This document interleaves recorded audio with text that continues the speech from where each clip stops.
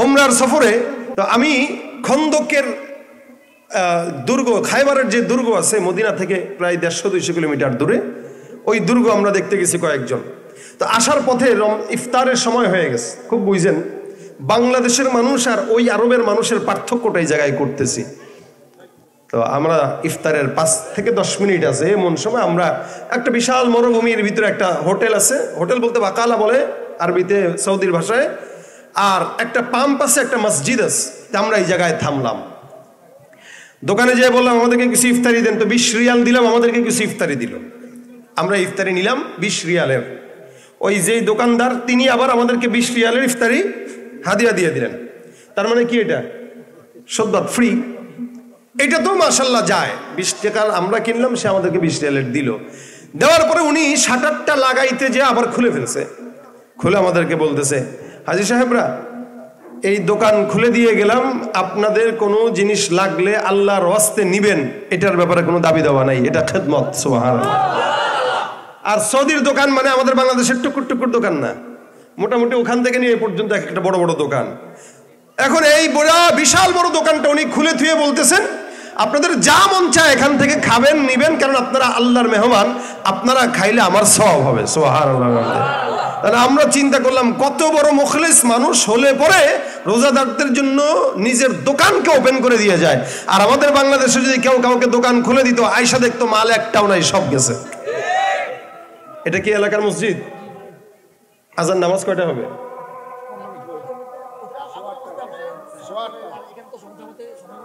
সোয়ারটা নামাজ হয়? এত আগে আজান দিয়ে দিল, বললেন না আগে? আচ্ছা, আজান শেষ হোক।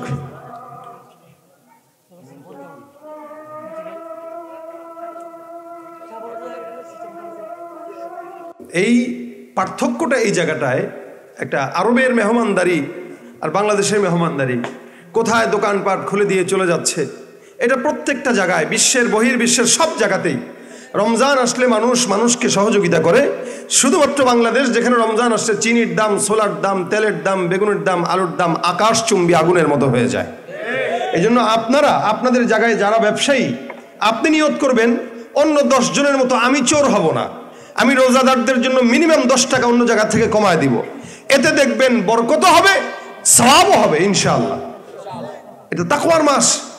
নিজে মুত্তাকি হন, অন্যকে মুত্তাকি বানান। আল্লাহ পাক রব্বুল আলামিন তাকওয়ার সবক দিলেন। কেন? রমজানের সঙ্গে তাকওয়ার সম্পর্ক আছে। বিশাল বড় একটা মোটা মানুষ, যে খাইলেও বোঝা যায় না, না খাইলেও বোঝা যায় না, পেট অনেক বড়। এই মোটা মানুষটা রমজানে সারা দিন না খেয়ে থাকলেও কিন্তু বোঝার উপায় নাই যে সে খায় নাই। দেখলেই মনে হবে খায় আসছে, কারণ পেট বড়। না খাইলেও বোঝার উপায় নাই, খাইলেও বোঝার উপায় নাই। আমাদের মতো চিকন যারা একটু খাইলে টেলে পেটটা একটু বাড়ে, না খাইলে তো আরো শুকাই। কিন্তু মোটা মানুষদের হালত কেন? এই মোটা মানুষটা যদি চিন্তা করে আমি তো খাইলেও বোঝা যায় না, না খাইলেও বোঝা যায় না, তো একটা কাজ করি, ওই ভিতরে বসে বসে মোটামুটি ভালো মতো খেয়ে তারপরে সবাই বলবো আমি রোজাদার। কোনোদিন কি কেউ এরকম করেছে? না। একটা মানুষ গোসলখানায় যেও গোসল করার সময় যদি পানি চায় সে খাইতে পারে কিন্তু খায় না। অজু করার সময় যদি চায় সে পানি খাইতে পারে কিন্তু সে খায় না। এটা রমজান ছাড়া অন্য কোনো সময় হয় না। রমজান মাসে রোজা রেখে কোনো ইমানদার এটা করে না যে গোপনে একটু পানি খায় পেটটা ভরা তারপরে বলি যে রোজা রাখছি। এটা কেউ করে না। বরঞ্চ অজু করার সময় যদি পানি গলা দিয়ে চলেও যায়, বান্দা এসে ইমাম সাহেবের পিছনে দৌড়ায় যে হুজুর রোজাটা কি আছে না গেছে। কেন? লাআল্লাকুম তাত্তাকুন। রমজান মাসটা বান্দাকে মুত্তাকি বানায় দেয়, যার কারণে বান্দা তাকওয়াটাকে অন্তরের মধ্যে নিয়ে আল্লাহর ভয়ের জন্য বান্দা আরেকজনকে জিজ্ঞাসা করে রোজা আছে নাকি গেছে। অথচ এই বান্দাটা যদি পেট ভরে পানিও খায়, খাবারও খায়, বোঝার উপায় নাই, কিন্তু বান্দাটা কোনোদিন এই কাজটা গোপনেও করে না। কারণ বান্দার দিলের মধ্যে থাকে এইটা, আমি যে রোজাদার, আমার অন্তর তো জানে আমি কি পানি খাইলাম কি খাইলাম না। দুনিয়ার কোনো মানুষও যদি না জানে, আসমানের মালিক আল্লাহ জানে আর দেখে যে আমি পানি খেয়েছি কি খাই নাই। এই জন্য রমজানটা বান্দাকে মুত্তাকি হওয়ার সবক দেয়। আল্লাহ পাক রব্বুল আলামিন তাকওয়াবান হওয়ার জন্য আদেশ করলেন। রোজা রাখা অবস্থায় এখন থেকেই নিয়ত করব এমন কোনো গুনাহ করব না যেই গুনাহটা রমজানের রোজাকে নষ্ট করে দেয়। যেমন বিশেষ করে আমরা রমজান মাসে অন্য কোনো গুনাহ না করলেও অন্যতম একটা গুনাহ করি, সেটার নাম হলো গীবত। বান্দা রোজা রাখা অবস্থায় চায়ের দোকানে অথবা অন্য কোনো বাজার ঘাটে অথবা মসজিদের মধ্যে বসে বান্দা রোজা রাখা অবস্থায় একে অপরের গীবত করে গুনাহটাকে, ঈমানটাকে আর রোজাটাকে নষ্ট করে দেয়।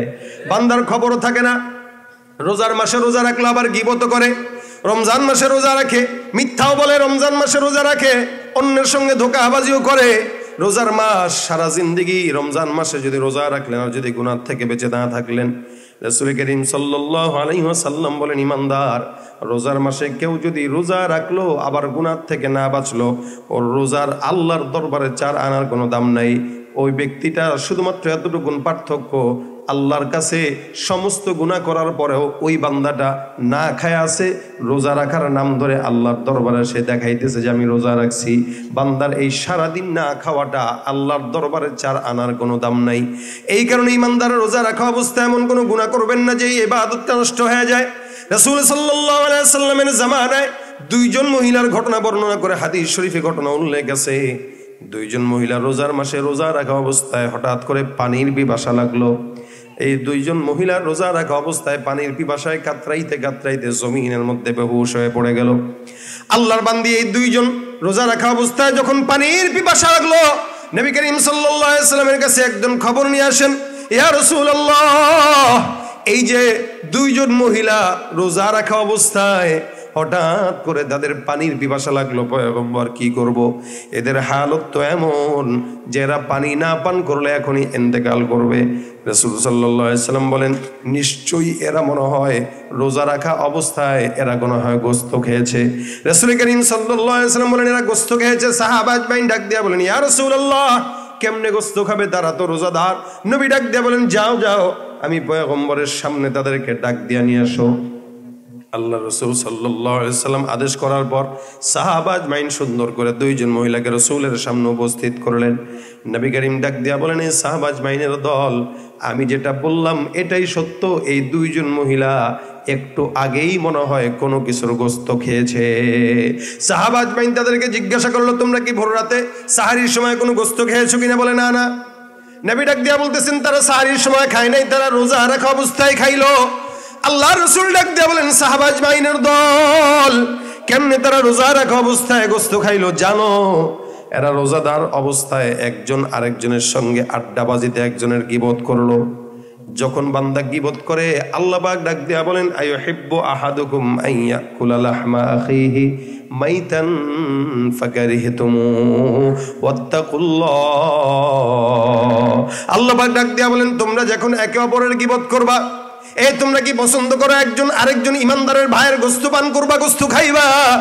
কোন ইমানদারের ভাইয়ের গোশত খাইতে পছন্দ করে না, আবার যদি সেটা হয় মরা, তাহলে তো আরোই করবে না।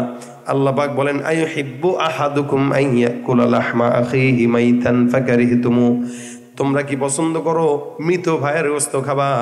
না না, এটাকে তোমরা খারাপ মনে করো, ঘৃণা করো, অপছন্দ করো। নবী করিম সাল্লাল্লাহু আলাইহি ওয়াসাল্লাম বলেন, এই গীবতটা এত মারাত্মক গুনাহ, সমাজের মধ্যে একটা বান্দা যদি জিনা করে, এই বান্দার জিনার গুনার চাইতেও গীবত নামক গুনাহটার বেশি মারাত্মক। একজন বান্দা জিনা করবে, আল্লাহ পাক যদি তাকে চায় মাফ করে দিতেও পারে, কিন্তু একজন বান্দা যদি গীবত করে, শিকায়াত করে, গীবত মানে কি? আপনি আরেকজনের অগোচরে তার কিছু অবস্থান সম্পর্কে বর্ণনা করা, তার খারাপ কোনো গুণ সম্পর্কে বর্ণনা করা। এলাকার ইমাম সাহেব কি করলো, চেয়ারম্যান কি করলো, মেম্বার কি করলো, অমুক কি করলো, তমুক কি করলো। সারা দুনিয়ার মানুষের সঙ্গে একজন আরেকজনের গীবত কয় কেমনে জানেন নাকি? সুন্দর করে ডাক দেয়া বলবে, ভাইরে গীবত হবে, এরপরেও বলতেছি শোন। আছে না নাই? গীবত হইতেছে যদিও, এরপরে বলি শোন ভাই কি করছে জানো? বলে কি? ইমাম সাহেব দেখলাম ওই কোন কার লগে জানি কি কথা কইতেছে, এই কথা কইতেছে খালি এতটুকু দেখছে। আবার আরেকজনকে সে বলতেছে, আরে শুনলাম ইমাম সাহেব নাকি কার লগে নিয়ে ভাইগা গেছে। আরেকজন দৌড় দিয়ে আইসা, হুজুর আছেন নি? আসি তো।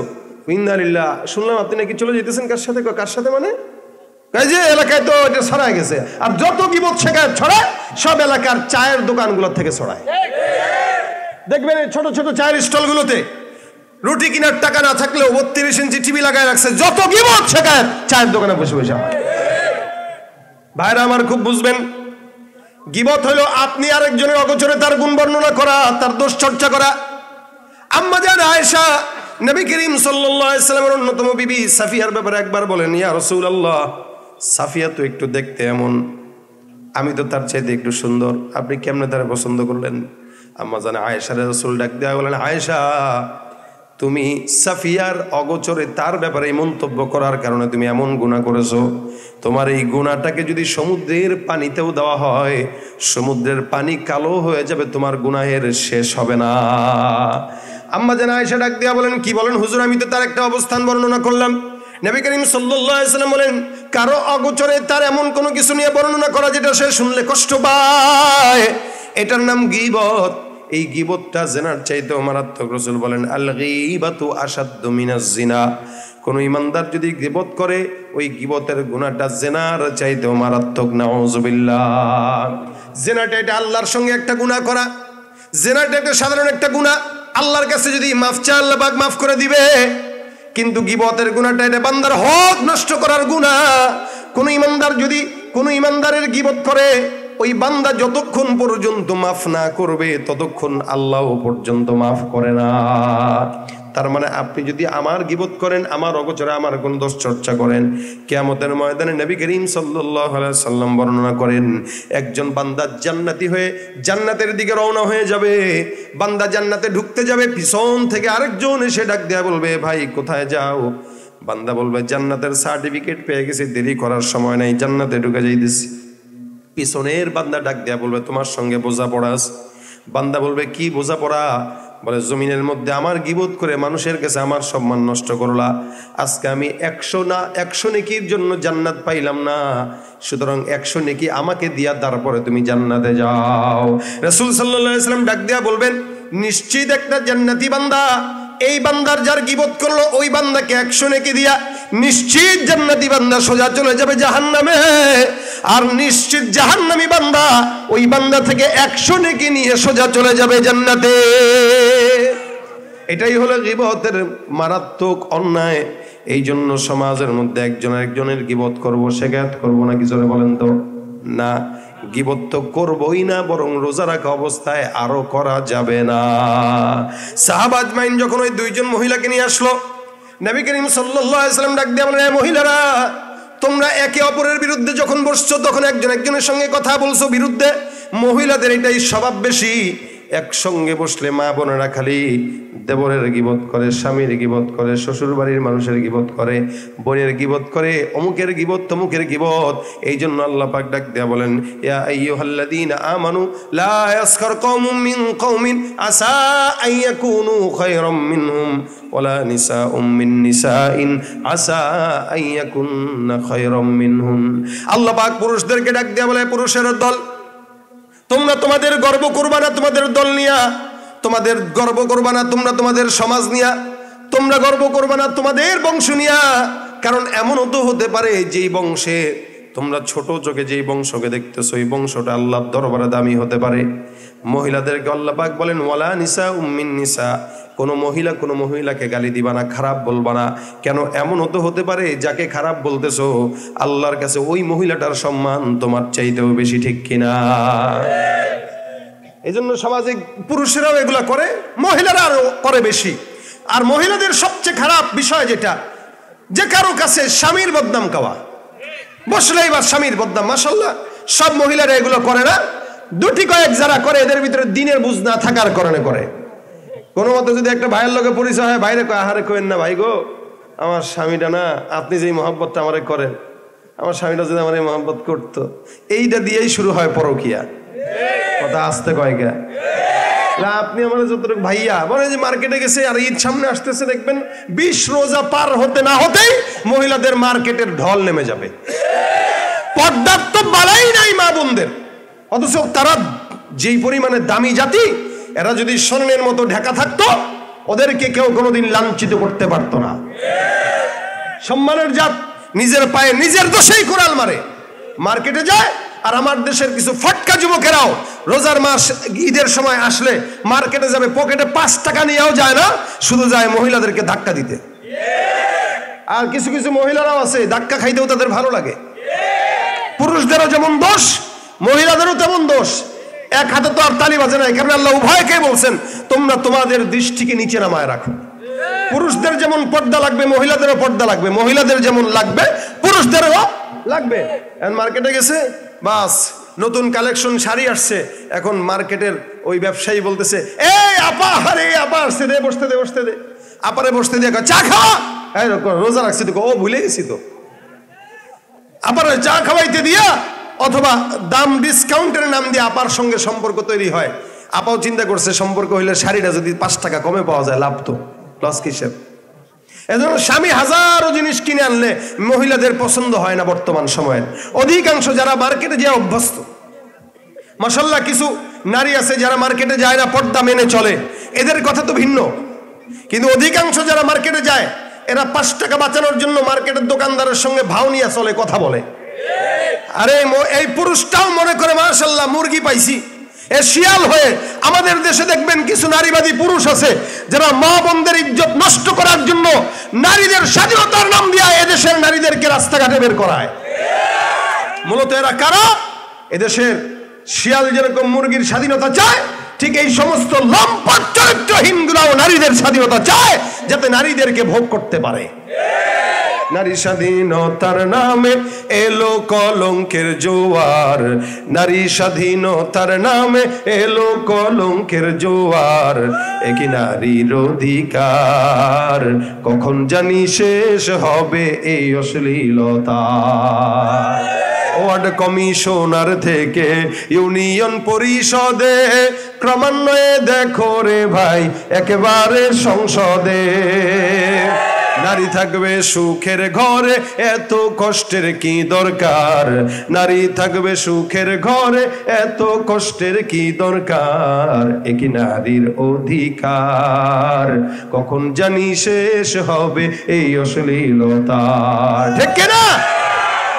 এই জন্য মা বোনদেরকে একসঙ্গে কোন জায়গায় 2-4 জন মহিলাকে স্বামীরা বের হইতে দিবেন না, কারণ এগুলো সবগুলো একসঙ্গে হইলে শয়তানি করে বেশি। আন-নিসাউ হাবাইলুশ শাইতান, রাসূল বলেন শয়তানের রশি হলো নারীরা। কিন্তু হ্যাঁ, নারী যদি দামি হয়, এই হাজারো পুরুষের চাইতে আল্লাহ তাকে দামি বানায় দেয়। কারণ কি? জান্নাতের রমণীদের সরদার হলো মা ফাতেমা, ঠিক কিনা? মা বোনরা দামি মানুষ, দামি, আল্লাহর কাছেও সম্মানী, নবীর কাছেও সম্মানী, সমাজের কাছেও সম্মানী। কিন্তু এরা যখন কম দামি হয়, তাদের খাসলতের কারণে কম দামি হয়। নারীরা একসঙ্গে বসে স্বামীর বদনাম, বেপরদায় চলা, এগুলো বেঁচে থাকবেন। আপনি আপনার বিবিকে ঘরের মধ্যে তালিম দিবেন যেন এগুলো না করে।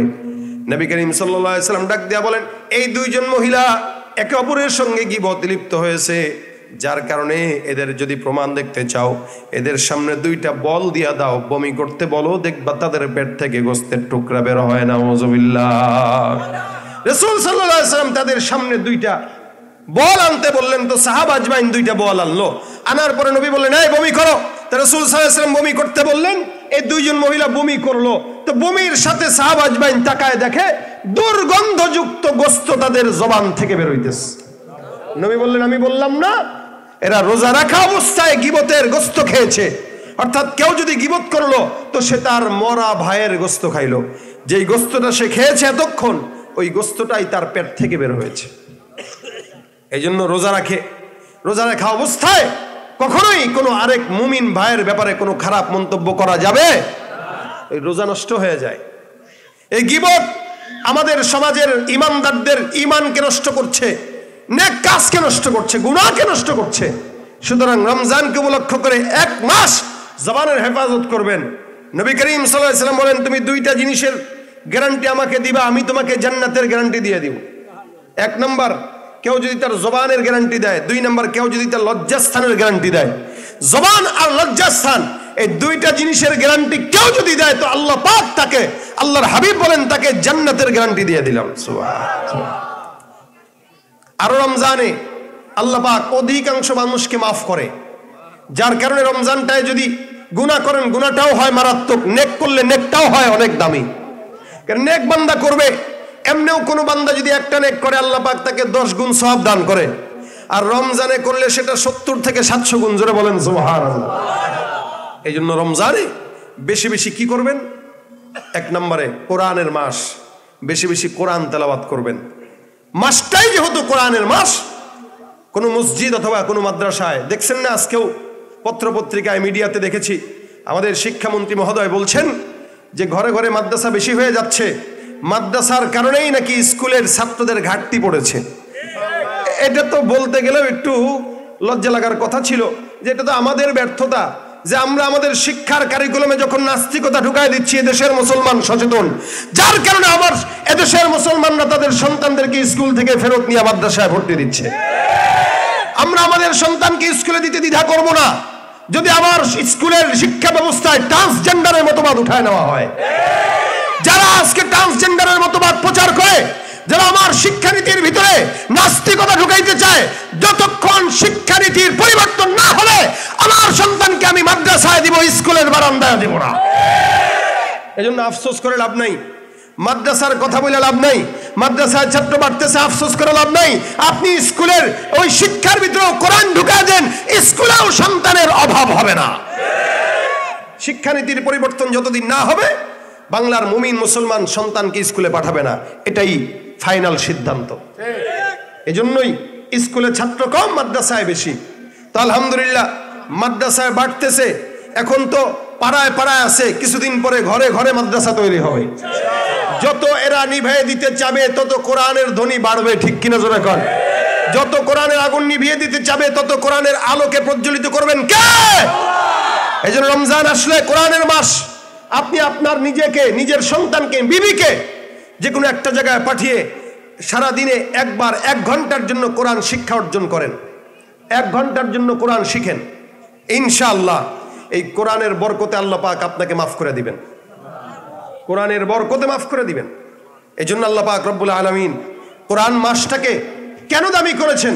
এই মাসে কোরআন নাজিল হয়েছে। আমরা রমজানের 1 নম্বরে ইবাদত করব বেশি বেশি কোরআন তেলাওয়াত ইনশাআল্লাহ। প্রত্যেক দিন কমাস কম 3 পারা করে কোরআন তেলাওয়াত করবেন, তাহলে কয়টা খতম হবে? 3টা খতম হবে। যারা পড়তে পারেন তারা 3 পারা করে পড়বেন, যারা পড়তে পারেন না তারা অন্তত 1 পারা করে পড়েন। 1 পারা পড়ার সহজ উপায় হলো মোটামুটি এক নামাজের পরে 5 পৃষ্ঠা করে পড়ে ফেলবেন, তাও দেখবেন 5 পৃষ্ঠা বাকি থাকে। মোটামুটি 1 পারার থেকে 5 পৃষ্ঠা বাড়তি পড়তে পারবেন।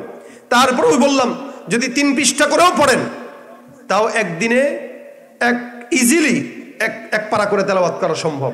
কেউ যদি 1 পারা করেও পড়ে তো মাসে 30 দিনে 30 পারা 1 খতম খুব সহজে হয়ে যায়। রমজানে আমরা 1 নম্বরে কোরআন তেলাওয়াত করব। 2 নম্বরে রমজানে আমরা বেশি বেশি দান সদকা করব। এই রাজি আছেন? গরিবদেরকে দান করবেন, মিসকিনদেরকে খাওয়াবেন। রমজানে গরিবদের ঘরে ইফতারি পাঠাবেন। আমাদের তো এখন আমাদের দেশে ইফতার মাহফিলের আয়োজন হয়, ওখানে সব বেরোজদাররা যায় ইফতারি করে, সব নাখান্দাগুলো যায় ইফতারি করে, আর রোজাদাররা ইফতারি পায় না। গরিব মিসকিনদেরকে ইফতারি করেন, একটা খেজুর দেওয়া হলেও করান। কেউ যদি কোনো রোজাদারকে ইফতারি করায় তো সে রোজাদার যাকে ইফতারি করাইলো তার সমপরিমাণ সওয়াব আল্লাহ তার আমলনামায় দান করবে। একটা খেজুর হোক।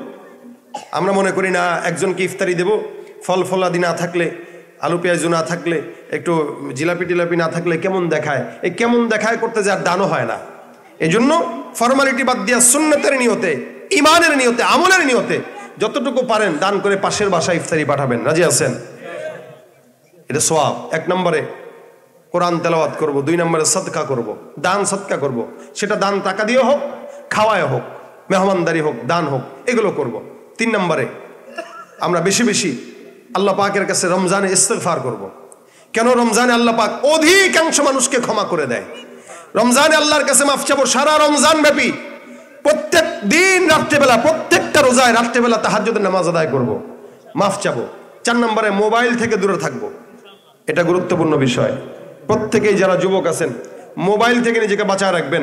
অন্তত রমজানটাকে ফেসবুক, ইউটিউব থেকে নিজেকে দূরে রাখবেন। কেন? যে আমার যা ইবাদত আছে সারা দিন যদি ওগুলোর ভিতরেই থাকি তাহলে তো ইবাদত নষ্ট হয়ে যাবে। এই কারণে রোজা রাখা অবস্থায় মোবাইলের গুনাহ থেকে যেন আল্লাহ আমাদেরকে হেফাজত রাখে। তাহলে রমজানে আমরা 4টা নিয়ত করে যেতে পারি। 1 নম্বর কোরআন তেলাওয়াত, 2 নম্বর দান সদকা, 3 নম্বর ইস্তিগফার, 4 নম্বর মোবাইল থেকে বাঁচিয়ে রাখা নিজেকে।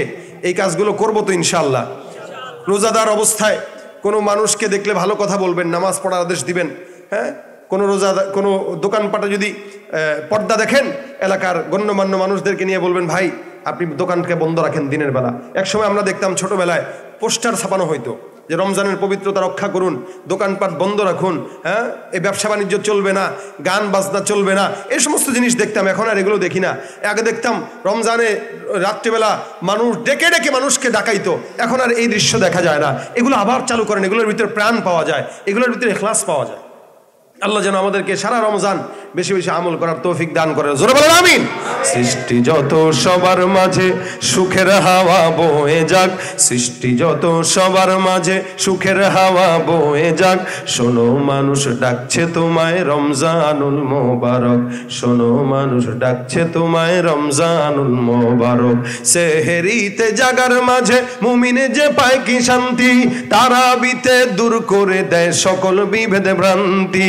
সেহেরিতে জাগার মাঝে মুমিনে যে পায় কি শান্তি, তারাবিতে দূর করে দেয় সকল বিভেদ ভ্রান্তি।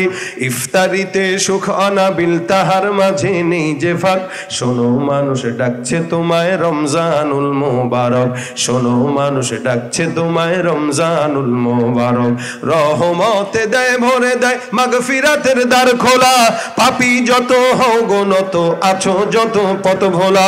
রহমতে দেয় ভরে দেয় মাগফিরাতের দ্বার খোলা, পাপী যত হও গনত আছো যত পথ ভোলা। এই সুযোগ আর পাবি না রে জীবনটাকে করতে পাক, এই সুযোগ আর পাবি না রে জীবনটাকে করতে পাক। শোনো মানুষ ডাকছে তোমায় রমজানুল মোবারক, শোনো মানুষ ডাকছে তোমায় রমজানুল মোবারক।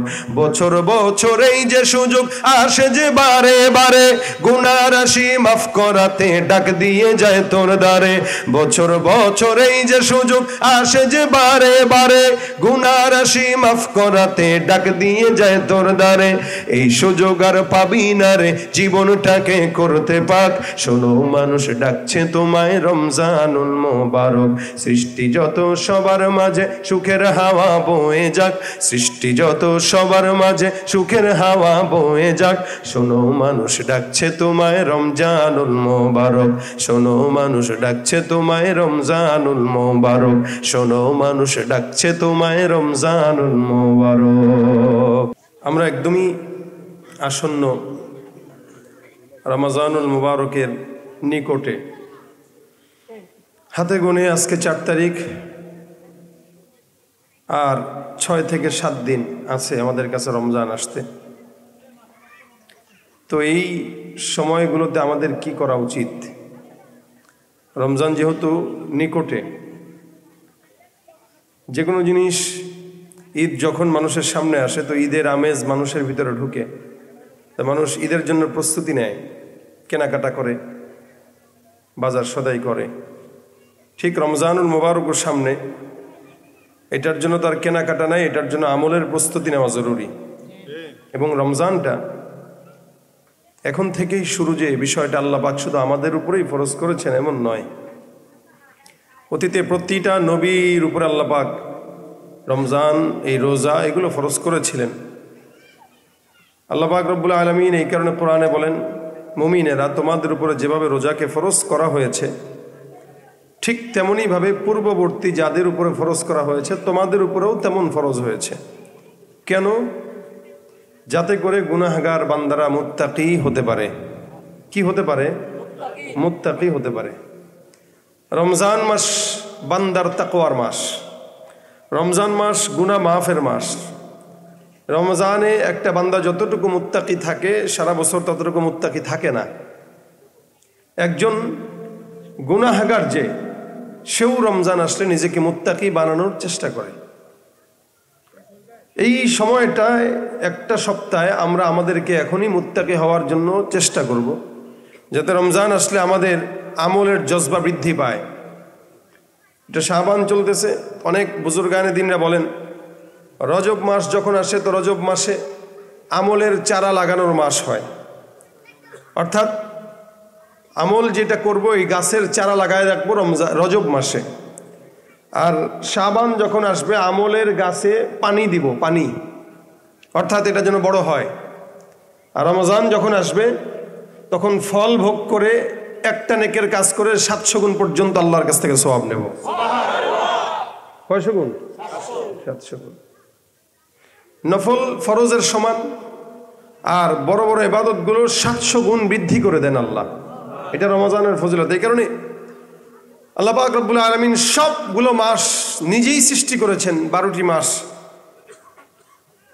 আল্লাহ পাক রব্বুল আলামিন এই 12 মাসের মধ্যে সবচাইতে আফজাল, দামি, শ্রেষ্ঠ মাস হিসেবে রমজানুল মুবারককে করেছেন। এই জন্য রমজান সামনে আসছে, আপনাদের প্রতিযোগিতা লেগে কমরে বেঁধে আমলের নিয়তে নামা দরকার। এখন থেকেই নিয়ত করবেন, রমজানে কোনো প্রকার অপবিত্র কাজ যেন আমার মাধ্যমে না হয়।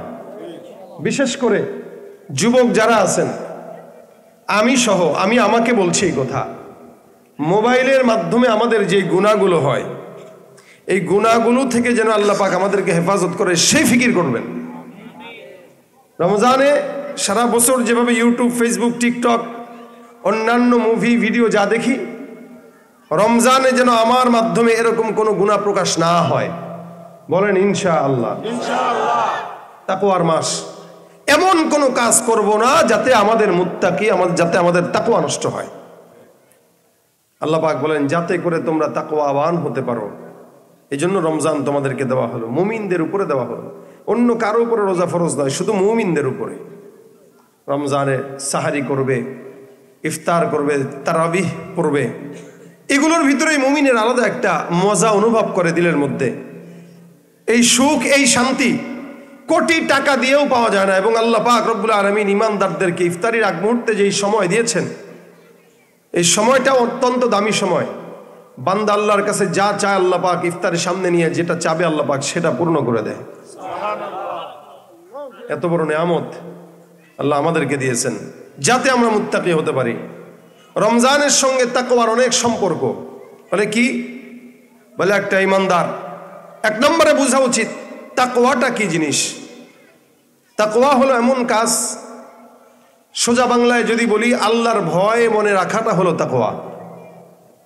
ব্যাখ্যা করে যদি বলি, সাহাবীরা ব্যাখ্যা করেছেন এভাবে যে কাঁটাযুক্ত পথে মানুষ যেরকম তার পাকে কাঁটার থেকে বাঁচায় বাঁচায় হাঁটে, ঠিক তেমনি ভাবে গুনাহের কাঁটা থেকে নিজের জিন্দেগিকে এভাবে বাঁচিয়ে চলার নামটাই হলো তাকওয়া। এই জন্য আল্লাহ পাক কোরআনে জায়গায় জায়গায় কোরআনে মুত্তাকিদের ব্যাপারে বলেছেন, ইয়া আইয়ুহাল্লাযীনা আমানুত্তাকুল্লাহ হাক্কা তুকাতিহি ওয়া লা তামুতুন্না ইল্লা ওয়া আনতুম মুসলিমুন। আল্লাহ পাক রব্বুল আলামিন অন্য আয়াতের মধ্যে বলেন, ইয়া আইয়ুহাল্লাযীনা আমানুত্তাকুল্লাহা ওয়া কুনু মা'আস সাদিকিন। আল্লাহ পাক রব্বুল আলামিন অন্য আয়াতের মধ্যে বলেন, ওয়া মান ইয়াত্তাকিল্লাহা ইয়াজআল লাহু মাখরাজা। কোন বান্দা যদি তাকওয়া অর্জন করে, অন্তরের মধ্যে যদি আল্লাহর ভয় থাকে, আমার রব্বুল আলামিন ওই বান্দার সব বিপদ আপদ থেকে বান্দারে হেফাজত করে দিবেন। সুবহানাল্লাহ। এটা মুত্তাকিদের জন্য আল্লাহর তরফ থেকে নিয়ামত। মুত্তাকিরা আল্লাহর তরফ থেকে এরকম নিয়ামত পাবে, অন্য কাউরা পাবে না। যার কারণে আল্লাহ পাক মুত্তাকি যারা আছে তাদের সামনের বিপদ দূর করে দেয়। যেমন নাকি ইউসুফ পয়গম্বরের বিপদ দূর করেছেন। ইউনুস পয়গম্বর মাছের ভিতরে ছিল, তার বিপদকে আল্লাহ পাক রব্বুল আলামিন দূর করেছেন। যে আল্লাহ হাজার বছর আগে নবীদেরকে আল্লাহ পাক রব্বুল আলামিন হেফাজত করেছেন, জমিনের বান্দাদেরকে হেফাজত করেছেন, সে রব্বুল আলামিনের শক্তি এখনো আগের মতো আছে কিনা নাই? ভাইরা আমার, আমাদের মুশকিল হলো আমরা ইমানদার দাবি করি কিন্তু ইমানের ছিটে ফোঁটা আমাদের মধ্যে নাই। মুত্তাকি দাবি করি, তাকওয়া কি জিনিস জানি না। ইমানদার দাবি করি, নামাজ পড়ে না। ইমানদার দাবি করে, রোজাও রাখে না। যার কারণে আমাদের দেশের অধিকাংশ ইমানদারদের মধ্যে দাবি আছে, লেকিন মানার মতো অবস্থান নাই। আমাদের দেশের ইমানদাররা নামাজের কথা বলবেন, এই যে মাহফিলে যতগুলো মানুষ আছে দেখবেন ফজরের নামাজে এর 10 ভাগের 1 ভাগও মসজিদে মুসল্লি থাকবে না। রুহের মাগফিরাত কামনায় ওয়াজ মাহফিল দিয়েছে কিন্তু নিজে নামাজ পড়ে না, রোজাও রাখে না। রমজান মাস আসলে দোকান পাটগুলোতে দেখবেন সবগুলো পর্দা লাগায় চা নাস্তা করার আড্ডা দেয়। আছে কিনা নাই? রমজান এলে রাখো না রোজা, দিনকে করো আঘাত, পয়সা করির নেই তো অভাব, দাও না তো যাকাত। তুমি রমজান এলে রাখো না রোজা, দিনকে করো আঘাত। পয়সা করির নেই তো অভাব, দাও না তো যাকাত। তুমি ইমানদারির বড়াই করো, নেই তোমার ইমান। তুমি ইমানদারির বড়াই করো, নেই তোমার ইমান। তুমি কেমন মুসলমান, তুমি কেমন মুসলমান? নামাজের সাথে নাই পরিচয়, মানো না কোরআন। নামাজের সাথে নাই পরিচয়, মানো না কোরআন। তুমি কেমন মুসলমান, তুমি আওয়াজ দেন কেমন মুসলমান?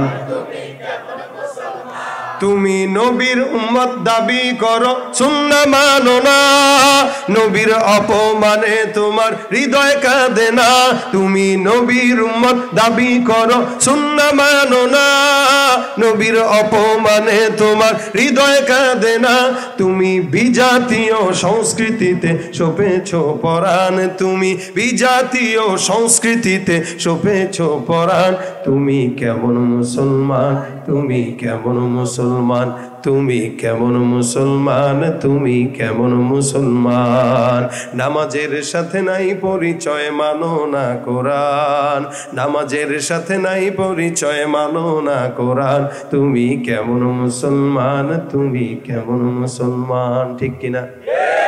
ইমানদার যদি দাবি করে, আর যদি রমজান মাস আসলে কোনো জায়গায় কেউ যদি এই কাজটা করে, দোকানপাটে পর্দা লাগায় যদি কেউ বিড়ি সিগারেট টানে, এলাকার মুসলমান হিসেবে আপনাদের দায়িত্ব হলো লাঠি সোটা নিয়ে পর্দাগুলো ভেঙে চুরে তারপরে ওই বান্দাকে ঘরের মধ্যে ঢুকায় দিবেন। ঠিক কিনা? কারণ রোজার মাসে আসলে কেউ যদি ওপেনলি দোকানপাটে পর্দা লাগায় নাস্তা করে, এরা মুসলমান দাবি করতে পারে, কিন্তু এরা 100% বেঈমান, মুনাফিক।